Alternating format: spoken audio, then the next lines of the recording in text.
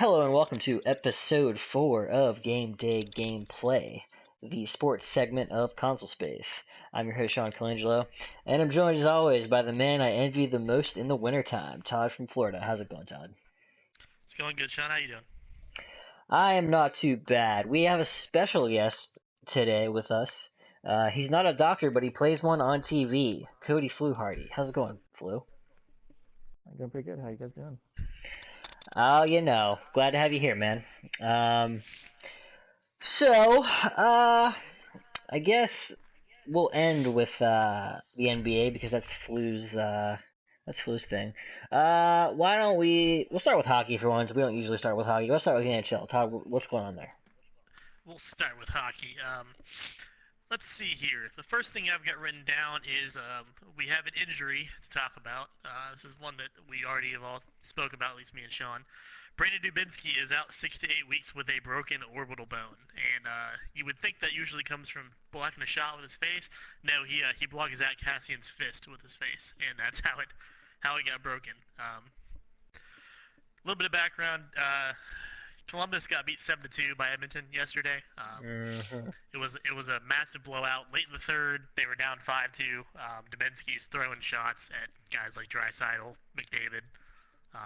Sounds about the right. Stars, doing what Dubinsky does, and Cassian took exception to it. So with a minute and a half left, Cassian got out there with Dubinsky's line, went to him right after the face-off, got in his face, kind of jawed a little bit.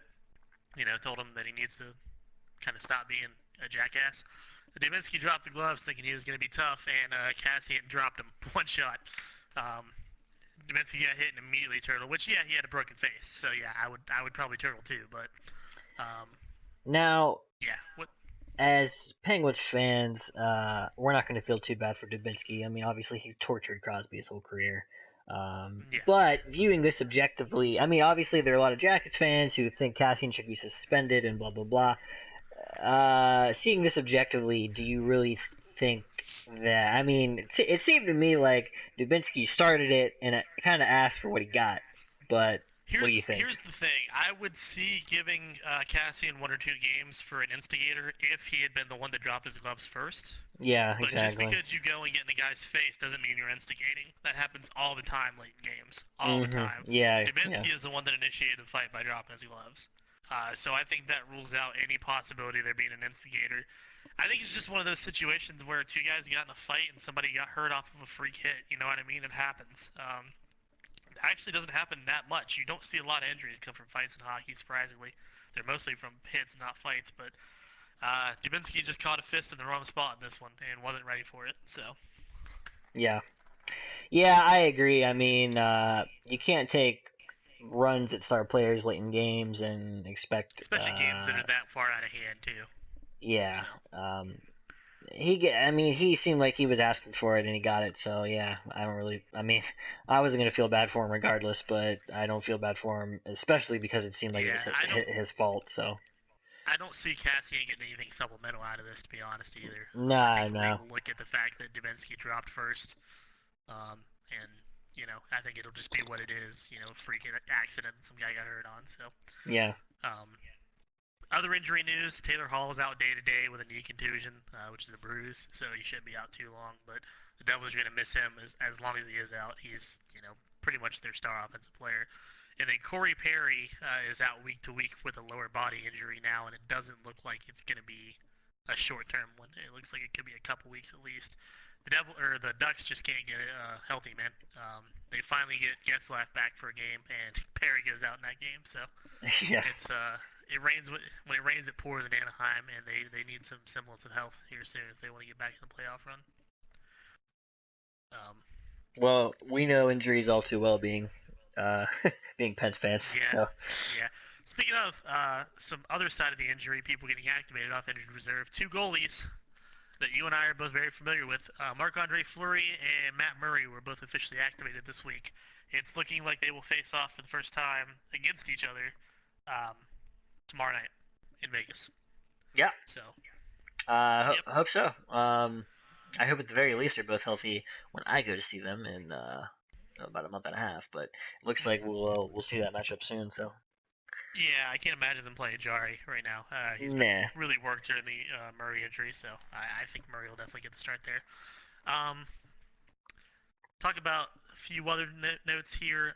Zarli Zalapski, I don't know if you remember him. He was a former NHL defenseman. He didn't play too long ago, but it was probably back in like the 90s, early 2000s. He played for the Penguins, Whalers, the Flames, the Canadiens, and the Flyers, so he was kind of a journeyman guy. He was found dead at 49 years old. They don't know the cause of death. Nothing's been released about it yet, but kind of sad to see that. He's young. I don't know exactly what happened. I don't know if it was health related, what was going on with it, but always Huh. sad to see it from Yeah, the guy. that's strange. And then the only other thing I want to talk about is what's going on in Ottawa.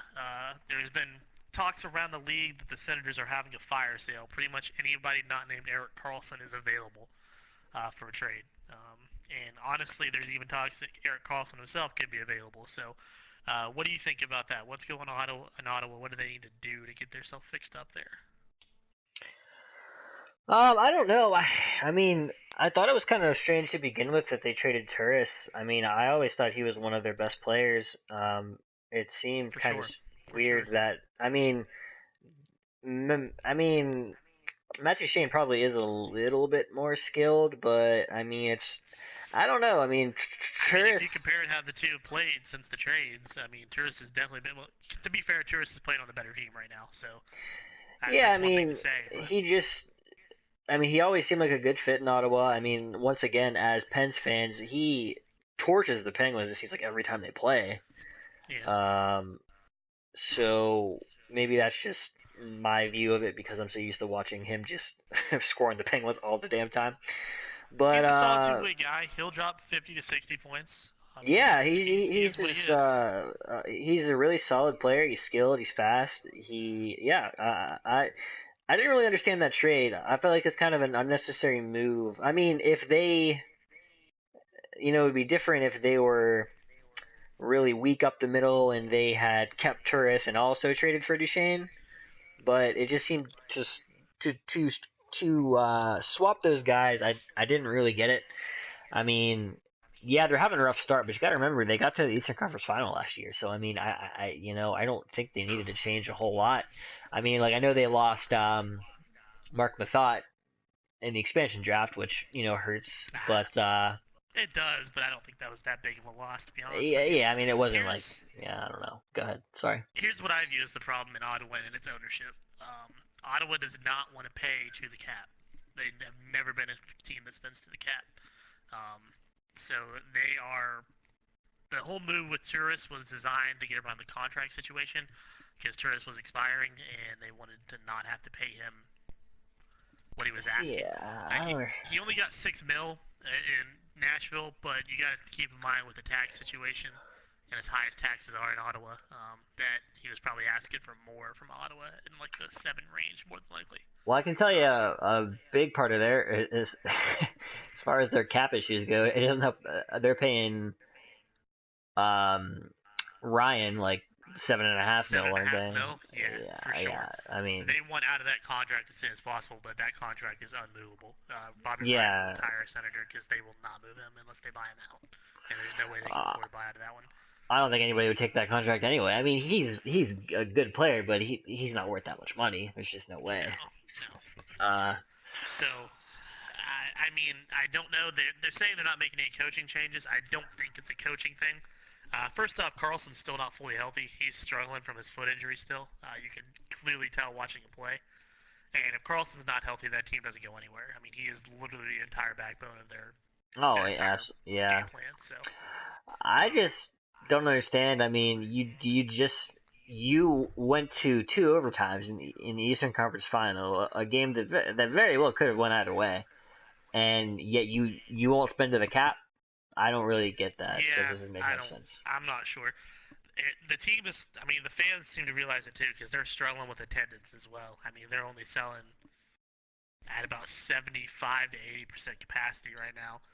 Recently, they closed off an entire section of their stadium to make it look like Wow. they were getting closer to capacity. So Well, actually, one thing I never knew until I think like recently was that their arena is actually about an hour outside of the actual city of Ottawa.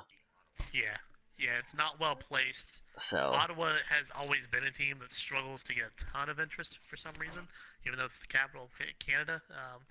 Most Canadian fans seem to split between Montreal, Toronto, or Edmonton and Vancouver. Ottawa's yeah, kind of left in the afterthought there, so it's a weird situation. I think ownership's shooting themselves in the foot, not being willing to spend the cap. And if you're Matt Duchene, what do you do? I mean, you just got to trade to get out of what you thought was a dumpster fire in Colorado, and now Ottawa's a dumpster fire, and Colorado is playing better than they were last year. So, um, well, their owner's the same guy that said he wanted a criminal investigation done on Crosby for that slash him a thought, right?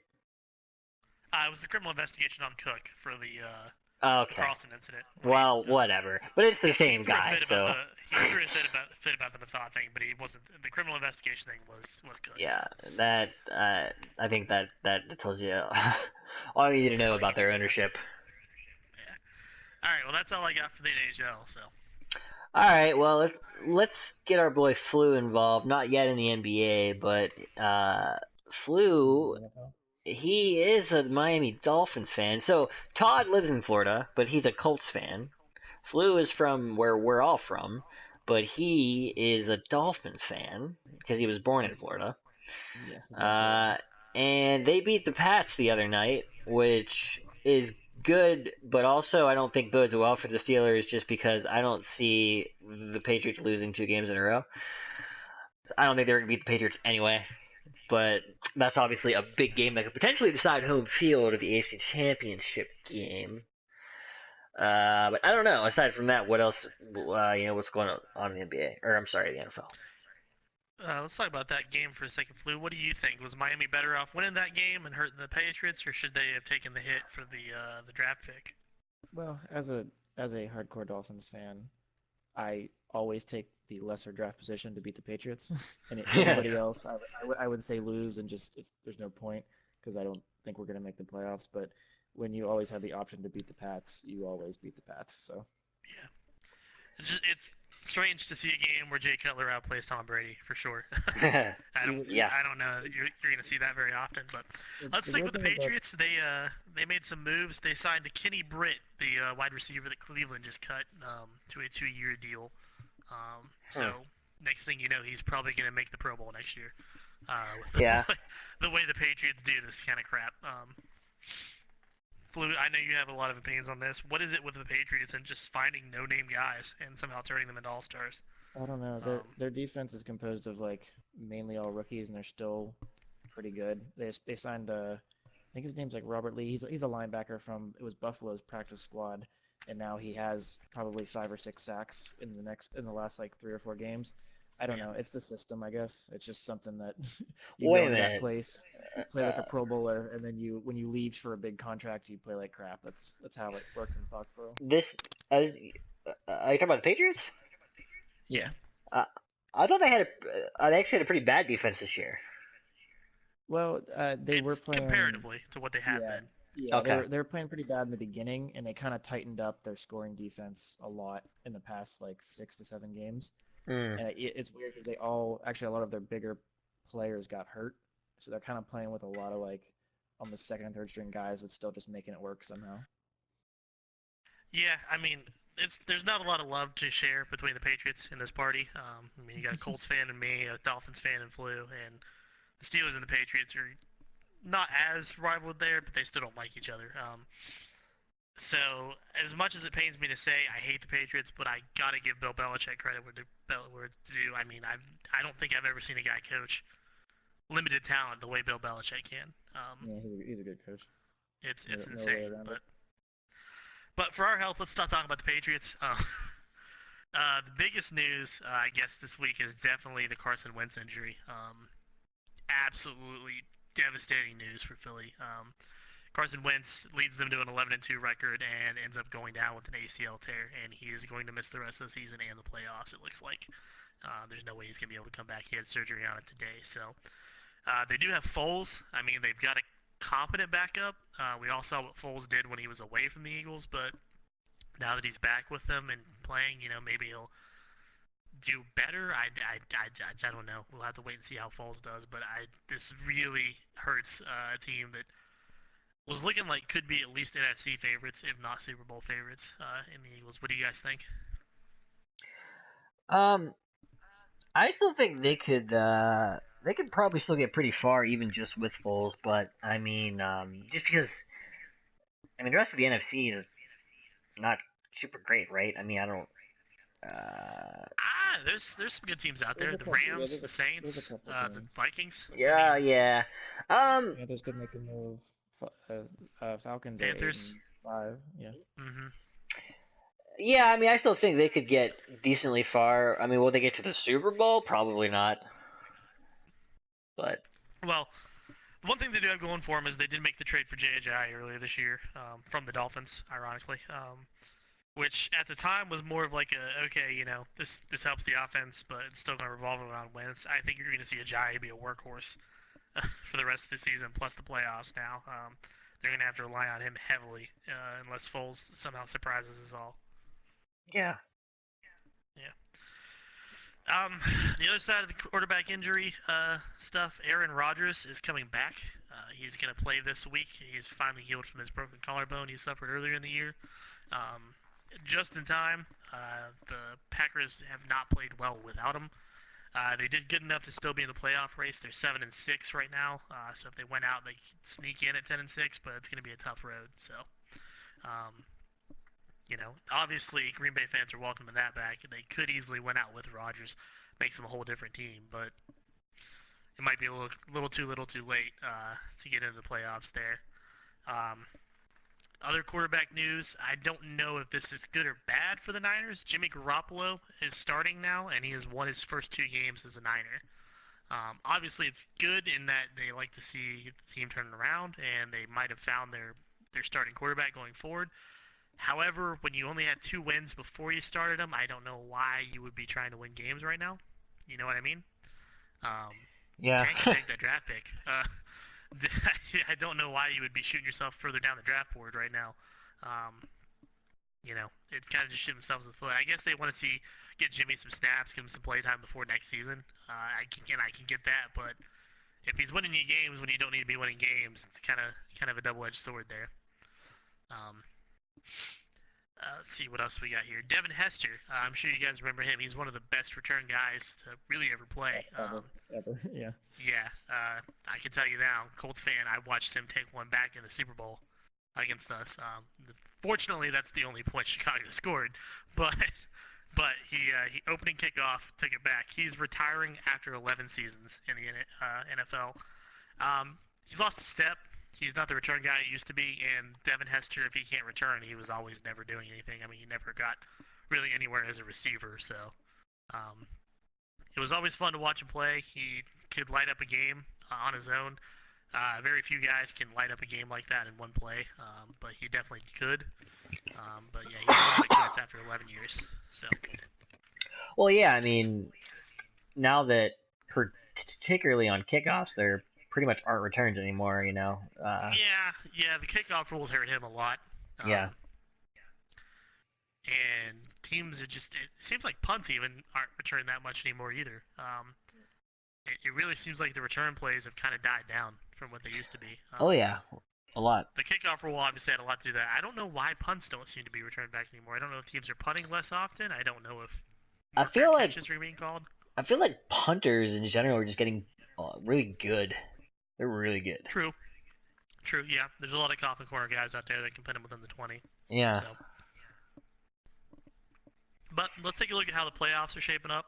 The Steelers have actually clinched the AFC North with their win over the Ravens, right, Sean? Yeah, that was a crazy ass game. On Monday night. Yeah. Well, that gave them the division. Now they could lose out and still get that, so that's good for them. They're going to be fighting the Patriots for home field across the playoffs probably the rest of the way through, so they'll have stuff to play for, but they don't have to worry about losing out their spot. The Patriots have not yet fully clinched, but they are leading 10-3.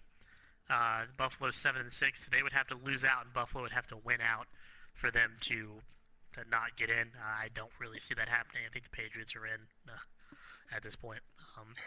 Let me ask you this real quick. Okay. From the standpoint of the Steelers, because obviously their thing is that when it matters, they can't seem to beat the Patriots. And but I feel like they probably won't beat the Patriots this Sunday anyway. Hmm. But wouldn't you think it would almost be more ideal if they lost anyway? Because I don't think you're beating the Pats twice in a row in a matter of weeks. I don't see it. Um, I would. I mean, you never want to lose to a team. You know, there's weird statistical quirks like that. Like, the odds of the Pats losing twice to the same team in a year aren't that great. So you would think that, but at the same time, that doesn't. I still think Pittsburgh needs to come out and put their best foot forward because they Well, really. I mean, I don't I, mean throw the game, obviously, but it's no. just like I don't know. I mean, if I know the Steelers, what they'll probably do is actually win Sunday, and then when they meet, if and when they um, meet the Pats in the playoffs, they'll lose when it matters. That's probably what'll happen. But I can tell you yeah, what's going to be the biggest determining factor of the Pittsburgh New England game in the playoffs if it does happen, which it's looking like it probably will. And that's going to be who has home field. Because for one, Foxborough is a hell of a tough place to win in the playoffs. It yeah, is it's a virtually ridiculously tough impossible. place. On top of that, Roethlisberger is not really known to be a guy that plays that great on the road either. Yeah. So combine those two. If the game's in Pittsburgh, I'm much more confident in it being Pittsburgh having a chance of pulling it off than if it's in Foxborough. So I think those last few weeks are going to be critical for Pittsburgh to make sure they finish with a better record than New England. What do you think, Lou? I would, I'd probably agree. Yeah, yeah. Foxborough is not fun. You've been to Foxborough. Well, your team's been to Foxborough more time than any of us probably. It's not a good place to play. It really isn't. Especially real late when it's snowy. They don't lose there. Yeah. Looking at the rest of the AFC, Jacksonville and Tennessee are fighting out the AFC South. Jacksonville has a lead 9-4 right now over Tennessee, who's 8-5. They're probably both gonna make it. It's looking like I can't see. There's a couple teams that are 7-6 behind them, so Tennessee could end up falling off. But Right, Chargers can assuming make it they, close. assuming all of them kind of play it the same way, they should both make the playoffs there. Over in the AFC West, it's still wide open. 7-6 LA Chargers, 7-6 Kansas City Chiefs, and 6-7 Oakland Raiders. I don't know who wants to win that division. I think the Chargers have the most momentum. They've been playing the best recently, but I still don't think they're the best team out of all three of those. I would actually put them third in terms of talent they have on paper, but you never know. They could end up just getting hot at the right time and end up making squeaking into the playoffs in that kind of weak division there. Um, but yeah, that's how the AFC is playing out. Over in the NFC, Eagles clinched their division 11-2, so they don't have anything to play for right now for the rest of the season. I really don't think they're that much of a risk of losing home field either. The Vikings are 10-3, so I guess they could push them, but one or two wins from the Eagles and they've got it pretty much locked up. Um, Also in the NFC East, Cowboys are still alive at 7-6. They theoretically could make it, but I mean, you've got New Orleans at 9-4, Carolina at 9-4, Atlanta at 8-5, LA at 9-4, and Seattle at 8-5. And I can't imagine three of those teams falling off to allow Dallas to sneak in. So I'm gonna call it here and say Dallas is pretty much done at this point. Um, But the Todd, Vikings, it can't be yeah. done. They're America's team. I mean, they are getting Zeke back, so they could win out, but I feel like it's probably too little, too late either way. They need far too much help across But the board. but they're They would, America's team. yeah, they are. They are, but But Todd, they're America's team. I feel you. I know what you mean. Dallas fans all across the world will be sad if they miss the playoffs, but Yeah, all they'll well, do is blame Goodell the what a entire damn year shame. for Zeke being suspended. But to be fair, the Zeke suspension was kind of a joke. The whole process was a joke, I think. And I mean, they kind of do have a reasonable claim to be a little bit pissed about it, but it is what it is.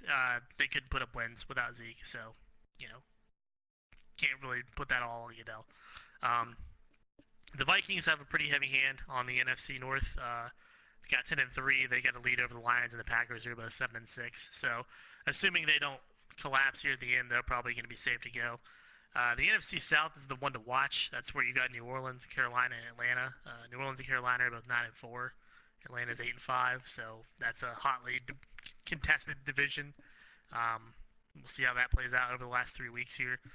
The Rams are leading over in the West, 9-4. Seattle's behind them at 8-5. They'll probably both make it. If I had to guess, I'm going to say it's going to be the Eagles, the Vikings, the Saints, and the Rams, with Carolina and Seattle as the two wildcard teams. The Packers could make some heat with Rodgers coming back. Atlanta could end up turning it around, but just the way they've been playing lately, that's who I would pick. What do you guys think? Is that what you guys would have? Or Flu, you're a little more into the NFL than me. What do you think? Yeah, I think you probably got it right. A lot of those teams, they like to save the divisional games to late for that reason. They can kind of keep the suspense up. So that's what they've been doing the past couple seasons. So I haven't looked at the picture is schedule, gonna but I be, think at least in the NFC South, you got a couple divisional matchups there that are going to really yeah, determine what's yeah. I going think down. the Saints play the Falcons, and I think maybe the Panthers. I'm not 100% sure, but the playoff picture will take shape here in the next 2 weeks for sure. Week or two, yeah, for sure. With all the divisional games. Yeah, it's still wide open, I guess. Anybody can make it, but I think that Seattle and Atlanta, or Seattle and Carolina, excuse me, have the most headway. As the Carolina, especially because they're 9-4. I mean, it would be hard for them. You do They have to lose out. remember that They're still Green 9-7. Green Bay does play Carolina, Vikings, and then Detroit as their last 3 games. They could if they win out could make a late push with a little bit of help. That could make it interesting. Like what I said, the Packers could make some noise with Rodgers. But the best the Packers could finish is 10-6. That means that they would need Carolina to lose 2 out of their last 3. Or sorry, Carolina would have to lose all 3 to finish behind them at 10-6. Seattle would have to lose 2 of their last 3, and Atlanta would have to lose 2 of their last 3. So they could be in it, but they need some help, is what I'm saying. Carolina and Seattle are the teams that control their own destiny right now. Win and you're in, basically. You know what I mean? The Seahawks are really hot right now too, so I don't see them. Yeah, exactly. So, and they've been the teams that have been playing the best recently. Atlanta is just, I don't know, man. So some days you get Matt Ryan slinging 400 yards and Julio Jones going off for 200. Some days Julio catches 2 balls for 20 yards and Matt Ryan throws 3 interceptions. I can't figure out what's going on with that offense. It's crazy. Fantasy owners are not happy. But that's what's going on in the NFL world. You want to switch over to the NBA, Sean, and finish this up? Yep, wrap it up. Wrap it up and wrap it out. All right, Flu. This is your territory. You've followed the NBA the most out of any of us here. I'm sorry. Zip it up and zip it out. Anyway, zip it off. Biggest news I think of the week is the trade that happened. The Sixers traded Jahlil Okafor to the Nets for Trevor Booker. Obviously, Jahlil Okafor was a high pick. He was 3rd overall in 2015, so that obviously didn't work out too well for the Sixers, who have experience with having their high picks not working out. But what do you think about the trade, Flu? I think it's good because I think you're going to finally get to see what he can do. He's been on the bench for the entire time behind Embiid, so you gotta give the kid a chance to do something before you kind of label him as a bust or another high pick that didn't work out. I don't know much about Trevor Booker. I don't know what they gave up for him, but you gotta think it's a kind of low risk, high potential reward move for the Nets. I mean, Okafor was a hell of a player in college. I remember that. Yeah, he was. He was dangerous. So if he ends up finding that touch that he had back then, he could definitely turn it around and be a good player for Brooklyn, for sure. Well, Brooklyn doesn't have too much to lose, so why not? Yeah, like I said, low risk, high reward. So do what you can do. Other news there, injuries, a couple injuries here and there. There's not a lot of movement going on with the NBA. It's still early in their season, so. Tony Allen for New Orleans was diagnosed with a broken fibula. Ouch. Not fun to play with. He's out 3 to 4 weeks with that. I don't know how you can only miss 3 weeks with a broken leg in basketball. I'm gonna guess that's generous return times for that. Yeah, that is. He's gonna be real limited, and yeah, Yeah, he's I'm not gonna coming guess back it's there. probably closer to 6 Yeah, than 3 or 4. that's But probably right. Cody Zeller for Charlotte is also out. He tore his meniscus in his left knee. So About 2 months. that could be season. That could be Yeah. season ending. If he comes back, it's gonna be late. You can't really play with your knee shattered like that. Good news on the injury front, though. John Wall for Washington returns to the lineup tonight, I believe, is his first game back. He's been out for 2 to 3 weeks as kind of a precautionary thing with some knee soreness. Basically, they didn't want to take a risk of him hurting it worse because he's John Wall and they're the Wizards and he's their best player. So Wow. I know they're fighting for positioning right now. So still early, but they obviously want him back as soon as they can. With that.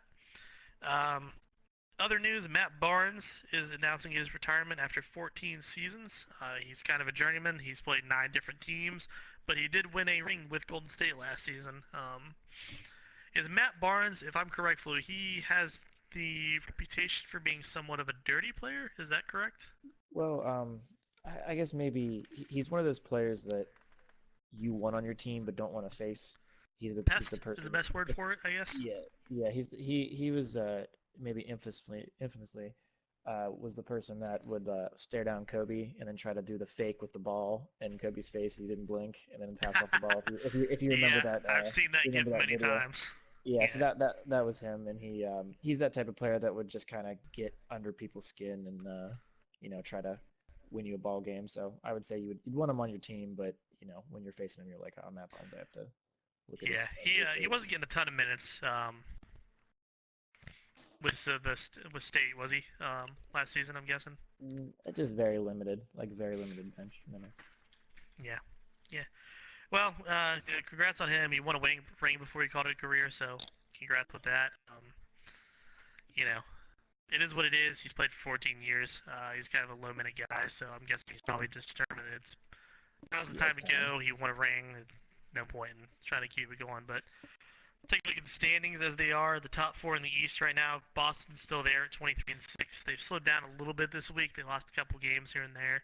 I think Kyrie and Horford are both dealing with some banged up injury, not super hard injuries, but wear and tear, and have missed a game or two. So that's obviously going to affect them if they're out. But they're still best in the league right now. Cleveland is on fire, 20-8. They started out 7-6. So they're 13-2 in that time. That's all LeBron. Yeah, He's pretty just much. saying, we're not going to lose Pretty anymore. much. They still don't have Thomas, do they? No, they do not. He's nursing his injury. I think he's actually within a month or two. They said he could possibly be back. So I mean, not super. They do have D Wade. I've heard D Wade actually said he wants to be a bench guy once Isaiah Thomas comes back. He doesn't want to take minutes from Thomas. Yeah, he's 30. He's 34, and I think he kind of knows the role at this point. He's just kind of willing to sacrifice to do whatever they has to do to win. They are getting Rose back as well. He took some time off for the team, potentially thinking about retiring, but he's coming back. But I mean, that is what it is with Rose. He might be able to play some quality bench minutes, but not much more for you. He's a player that should have been much better, but just never hit his stride. Man, the injuries, the knees. I mean, I'm sure it's frustrating to him, and that's probably what the main. It's frustrating to us to watch it. I mean, the dude could have been. He was the youngest MVP ever. Not LeBron good, but I mean, he could have been up there. He could have been one of the better players of this generation, and probably could have been a Hall of Famer. Like, just to be honest, he could have been something really special, but couldn't stay on the court. Yep. Behind them, it's kind of a kind of a mashup of the rest of the guys that are fighting for a playoff spot. Right now, in 3 is Toronto, and Milwaukee's in 4. I know Giannis is having a hell of a year in Milwaukee. Yeah, he's doing really well. But they're I mean, the teams behind them are only like 1 or 2 games back, so it's kind of just what it is from there. The rest of the teams fighting super early. They'll switch many times. Yep. From the West, Houston's playing good ball. They're 21-4. They're almost catching up to Boston for the best record. And then behind them, Golden State's 22-6. San Antonio's 19-9. They still don't have Kawhi, so they're only going to get better when he comes back. And Minnesota is 16-12. So it's early. It's early in the season, but I mean, it's looking like right now the big powerhouses are probably Houston, Golden State, Boston, and Cleveland. Kind of what you would expect going into the season.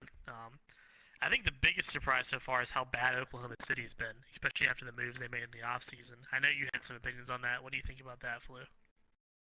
Yeah, they just can't. They're just not meshing. Like, yeah, it's gonna take some time anyway to get used to three.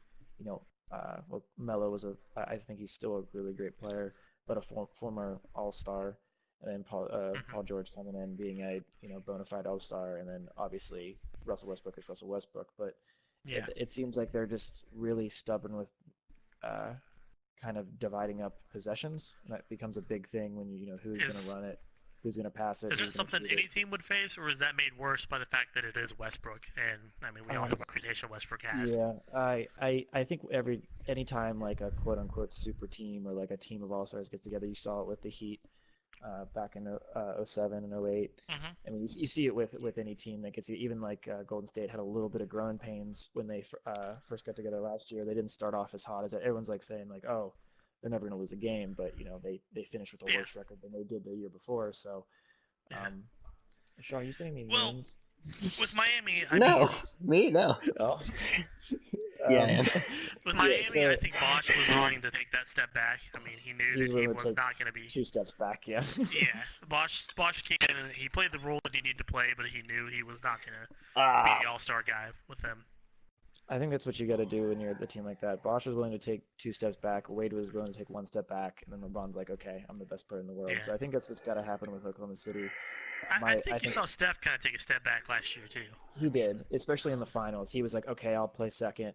KD, you're the Yeah, best, probably the best scorer in the league. Do what you got yeah, to do, and that yeah. was, you saw that happen. So I think And I that's mean, what I think. guys like Clay and Draymond were already a step back behind Steph anyway, so Yeah, they're willing to fit in that role play. But I Melo don't. needs to take 2 steps back, and then I would He say does, he Paul does, but George at the needs to same take time, I one. think Westbrook needs to realize that he has people on his team. It's not the same team last year where he can take, what was he take, like 50 shots a game, something like that, more. Uh, not that it seems like he takes 50 shots a game. He'd probably take closer to 30. I mean, Yeah. honestly, it was about I think it was high 20s, and I think now he's still getting low 20s. But the problem is you have 2 other All Stars that are wanting to get 20 shots, and it just doesn't work. Mm. You're not Yeah. gonna. Yeah, I mean Westbrook, he's a hell of a player, but I mean I feel like he tries to do too much at times. He had to last year because they didn't have anybody else on the Thunder, but Yeah, it was. they made the moves for him to get him some help, but he needs to start utilizing that help a little better if they want to start meshing. I know they're They going need back to to find a Indiana way. tonight. It's George's first time in Indiana since the trade. It's probably not Yeah, going too well.